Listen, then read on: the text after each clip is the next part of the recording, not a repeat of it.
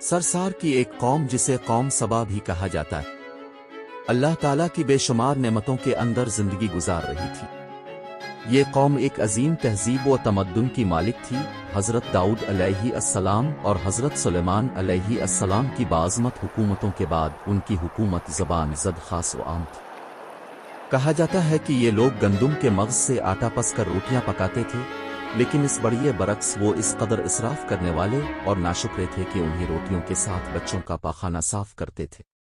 बाद अज़ां इन आलूदा रोटियों को इकट्ठा करने से एक पहाड़ बन गया था रही थी। इस शख्स ने औरत से कहा, तेरे ऊपर अफसोस, खुदा से डर, कहीं ऐसा ना हो कि खुदा तेरे ऊपर अपना गज़ब ढाए और तुझसे अपनी नेमत छीन ले। इस औरत ने जवाब में मजाक उड़ाया और मगरूराना अंदाज में कहा, जाओ जाओ, गोया कि मुझे भूख से डरा रहे हो। जब तक सरसार जारी है मुझे भूख से किसी किस्म का कोई खौफ नहीं है। कोई ज्यादा अरसा नहीं गुजरा न था कि अल्लाह ताला ने उन लोगों पर अपना गज़ब ढाया।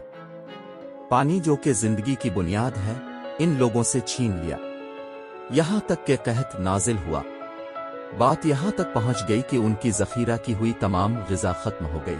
आखिरकार वो मजबूर हो गए कि उन्हें आलूदा रोटियों पर टूट पड़े, जो इन लोगों ने इकट्ठी करके पहाड़ के मानिंद ढेर लगाया हुआ था। बल्कि वहां से रोटी लेने के लिए सफ लगती, ताकि हर कोई वहां से अपने हिस्से की रोटी ले सके। कुफरान नेमत कहत और उनकी बदहाली के बारे में मुतअद्दिद रवायात मौजूद हैं। सूरा नहल की आयत नंबर 112 और 113 में यूं इरशाद होता है, और अल्लाह ने इस बस्ती की भी मिसाल बयान की है जो महफूज और मुतमईन थी।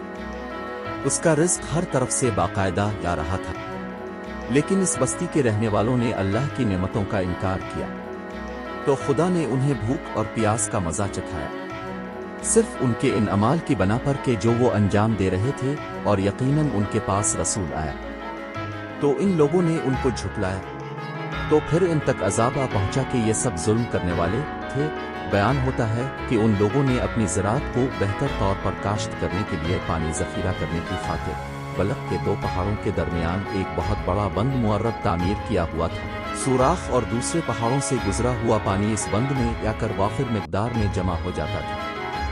कौम सबा ने इस पानी से सही तौर पर इस्तिफादा करते हुए वसी व अरीज और बहुत से खूबसूरत बागात लगाए और खेती बाड़ी को रौनक बख्शी। इन बागात के दरख्तों की शाखें इस कदर फूलों से लदी हुई होती थीं कि कहते हैं कि अगर कोई शख्स सर पर टोकरी रखकर उनके नीचे से गुजरता तो फल खुद ब खुद टोकरी में गिरना शुरू हो जाते और कलील मुद्दत में टोकरी ताज़ा फलों से भर जाती। लेकिन नेमतों की कसरत ने उन्हें शुक्र करने के बजाय सरमस्त और गाफिल कर दिया था, यहाँ तक कि उनके दरमियान बहुत बड़ा तबकाती निज़ाम वजूद में आ चुका था। इनमें से साहिब इक़्तिदार लोगों ने कमज़ोरों और ज़ईफ़ों का खून चूसना शुरू कर रखा था, यहाँ तक कि उन लोगों ने खुदा से एक अहमुकाना इल्तिमास किया, जिसका जिक्र सूरा सबा की आयत नंबर 19 में मिलता है। उन्होंने कहा, खुदाया हमारे सफ़रों के दरमियान फासला ज़्यादा कर दे। उन्होंने अल्लाह ताला से ये इल्तिमास इसलिए किया ताकि गरीबों बेनवा लोगों, उम्रा और सरबतमंद उनके हमरा सफ़र न करें।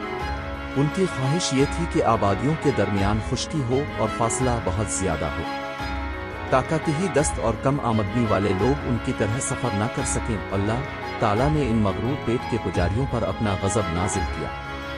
बाज़ रिवायतों के मुताबिक उन मगरूर लोगों की आंखों से दूर सहराई चूहों ने मुअर्रब नामी बंद की दीवारों पर हमला करके उन्हें अंदर से खोखला कर दिया। उधर से बारिशें ज्यादा हुईं, जिनकी वजह से सैलाब आ गया और इस बंद में पानी बहुत ज्यादा इकट्ठा हो गया।